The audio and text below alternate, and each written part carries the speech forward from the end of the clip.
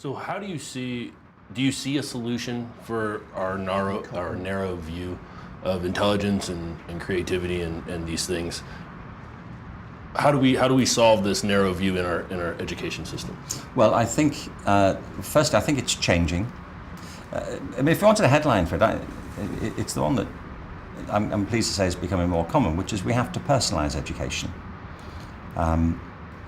But which is no more than to say that we have to tailor it to the people who are learning.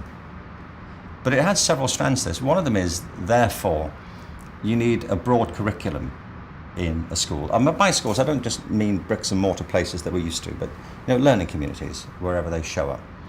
You need to have a broad curriculum, by which I mean you want one that encourages more than academic work conventionally, that recognises that working in music and art and dance and other art areas is as rigorous intellectually and in terms of disciplines as the sciences, and also that the sciences and mathematicians are potentially as creative as music and dance. So we need to get away from the stereotypes. So you need a broad curriculum that has, in headline terms, music, the arts, sciences, humanities, physical education, mathematics. You want them to be co-equal.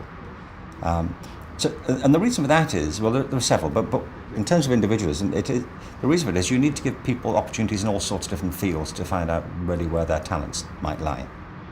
It's not the only argument, but it's one of them. The second is you need to tailor the way people are taught to how they actually learn.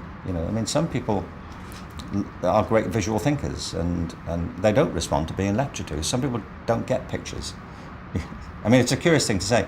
I did this animate thing, with the RSA. Do you ever see it, the Changing Education Paradigms? It's a 10-minute animation. It's really good. I can say that because I didn't do it. I gave the talk, but somebody else animated it. And an awful lot of people responded to it. It's been seen all over the place now, saying that it really helps them to have the pictures.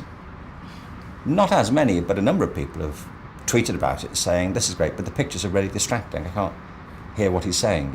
It's interesting. So part of the second bit is adjusting teaching styles to learning styles. The third one is that we all learn at different paces, so there's no reason why we shouldn't have individual curricula, individual timetables. I was saying this to a group the other day, if you're running a business with 1,000 employees and every 40 minutes everybody had to stop what they were doing and go to another part of the building and sit with another group of people entirely and do something else for 40 minutes and then rinse and repeat 8 times a day, you'd be broke in a month. But we do it in education all the time. It's how we run our high schools. And it's got nothing to do with education. It's just an organisational device. It's an alleged piece of efficiency, and actually it militates against learning. So you could customise everybody's timetable.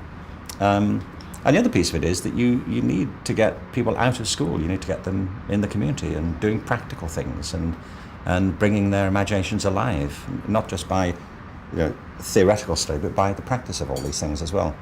So all these things can be done and are being done, but I think what we need to do now is encourage a movement where they're taken up and become the mainstream rather than just kind of the exotic exception, which is what they tend to be. And I think we have the tools at hand now. The digital technologies make this possible in a way it was never possible before. It's perfectly feasible now to give everybody their own timetable every day. It didn't used to be because there was some person, some deputy head teacher somewhere with a pencil and an eraser, sitting up all weekend trying to work out how to move the fourth year around, but now you don't have to do that. So I think it's at hand. And by the way, the extent to which people are going for online learning now indicates the tremendous appetite. A lot of people get bored with education, but they're exhilarated by learning.